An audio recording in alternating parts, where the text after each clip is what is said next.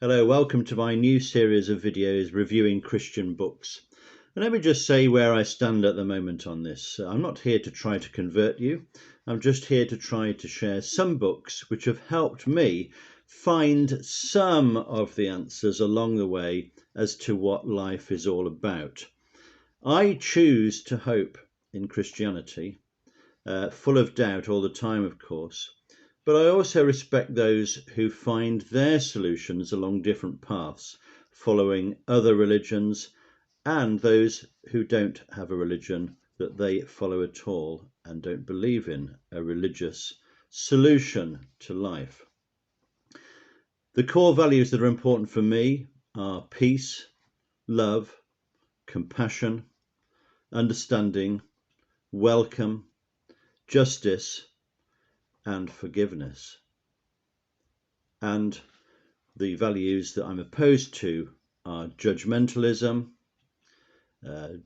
prejudice, hatred, discrimination, racism, homophobia, any sort of fundamentalism that forms the view that what you believe is the only thing that's right and everybody else is wrong, whether that's part of religion or whether it's a secular view, a political view, anything that is intolerant of other people's views. Well, that's not where I am. So I respect those of all faiths and none who share those core values of wanting peace and behaving with compassion and understanding towards others. So I'm sort of coming from that point of view, really, when I'm reading these books and trying to find some of the answers as to what makes sense of life and the journey we are all on. So let's have a look at the first book I'm looking at the moment. Well, the first book I'm going to look at this week is by Brother Roger of Taizé. He was the founder of the Taizé community in France, which for nearly 100 years has been a meeting place for Christians of different denominations, coming together to reflect on the meaning of life. Many young people make a pilgrimage to this place and find solace and comfort, especially through the reflective music that is so characteristic of the Taizé community. Brother Roger's writings are so positive, so affirming. They have peace and love and compassion at the very heart of them. And in these writings, he's encouraging us to rest in God in silence. And it's in this silence that we're enabled to listen to God in some way. What can I do in my life to be a reflection of Christ? That's the sort of thing he's addressing in this book. There's a really generous spirit to the way he writes, and an openness to the world, and a realistic approach to the world as well. So I'd really urge you to have a look at that book if you can. The second book I want to share with you is this book, Rooted in Love, Lent Reflections on Life in Christ. This is edited by the Bishop of London, Sarah Mullally, and it's just come out this year from SPCK. She's collected together the different bishops in the City of London and has asked each of them to write a series of reflections which run in sequence in this book.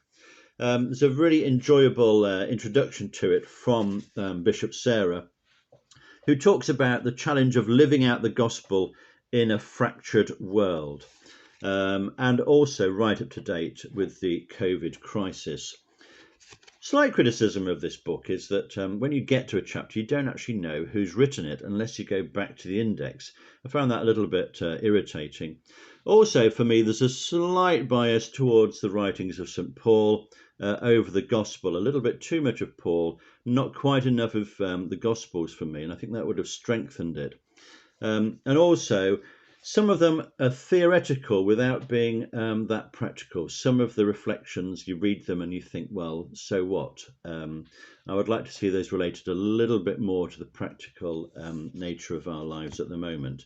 Nevertheless, it's worth a look if you are interested in this particular route. Now, just to update you, I've just started reading this book, Living with the Psalms by John Bell. John Bell is from the Iona community in Scotland. He's a well-known speaker, theologian and hymn writer. It's a beautiful book, again from SPCK. Lovely feel to the cover on there. We see a boat adrift on the waves. Now, I've always found the Psalms quite challenging, as many people do. What do they have to do with our lives these days? Well, I've only read about sort of 50 pages of this book so far, but I've found it really engaging. John Bell is taking a completely different look at the Psalms. He's not going through them in order. He's not trying to give you a deeply theological excavation of each psalm, but he's drawing out themes from different psalms and relating them directly to people's lives. There's a lot of anecdotes in here, and those are really good to read. I find them quite inspiring. For instance, he looks at Psalm 88, which is one of those really complaining psalms where the writer is raging at God about injustice in the world and how they've been treated. John Bell relates that directly to somebody he met, and how this person was able to use this psalm to try to find some sort of meaning to their lives at that particular time. So I haven't quite finished this yet. In fact, not even halfway through. But for me, this is going to be a highly scoring book. So I'll keep you updated on how I do with this one. Another impressive book, which I've had on the go for ages actually, is this Lent book from 2019 called Reconciliation by Mutharaj Swami. This was one of the Archbishop of Canterbury's Lent books. Dr. Swami is director of the Cambridge Centre for Christianity Worldwide. This book is all about reconciliation. I've found this a consistently inspiring book that again is deeply grounded in the political situation at the moment and situations which we might find ourselves in as individuals. He goes through different Bible passages and reflects on how they make us think about our relationship with the other, with people on the other side, with people we're not comfortable with our enemies, with people who are different from us, and how we can be inspired by scripture stories to make changes to those situations as individuals and as a society. Again, there's a really generous nature about the way he writes here, and I've found these really positive and really encouraging for us to think about how we behave as individuals and as communities. So again, look at my marker there. I'm already well through this and nearly at the end. Slight criticism, only that the scriptural texts are not actually in here. You have to look at those separately, but I suppose that's for space reasons. But you can see by the way I've annotated this book all the way through that there's lots of nuggets of wisdom in there. So I'm feeling very positive about this book. Now, I tend to read just a few pages each day of each of these books. So I've had on the go for ages Timothy Radcliffe's book, What is the Point of Being a Christian? Timothy Radcliffe is a leading Dominican in England, a great theologian, excellent preacher as well, if you've ever seen him in person or on YouTube. And he's reflecting on this massive question in great detail, theme by theme. Now, I gave up on this book for a while at one stage, but I've gone back to it because there's so much in this. Just look at the sort of underlining I've done as I'm going through. I always annotate my books in pencil, writing comments in the margins. Again, this is deeply rooted in how people live now. Lots of anecdotes in that, lots of relevant quotes here from politics, from writers, from history. Haven't finished it yet, so I'm not going to give an overall judgment on it. And it's not the sort of thing you can sort of sit down and read the whole of, but I've been enjoying just dipping into this every now and then, and I'm gradually making progress through it. So I'll keep you updated on that one. But if you like a deep, provocative read, this is a good one to look at. Now, just two more books. This one I bought quite recently, Gazing on the Gospels. This is by Judith Dimond, who is a lay Franciscan. Now, she's taking an approach inspired by St. Clare of Assisi, who is one of my favourite saints. And it's an approach to reflecting on the Gospels. It goes like this: gaze on him, consider him, contemplate him as you desire to imitate him.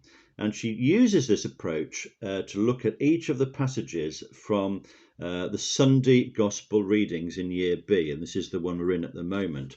They're very short passages here, as you can see, easily readable, just 2 pages on each one.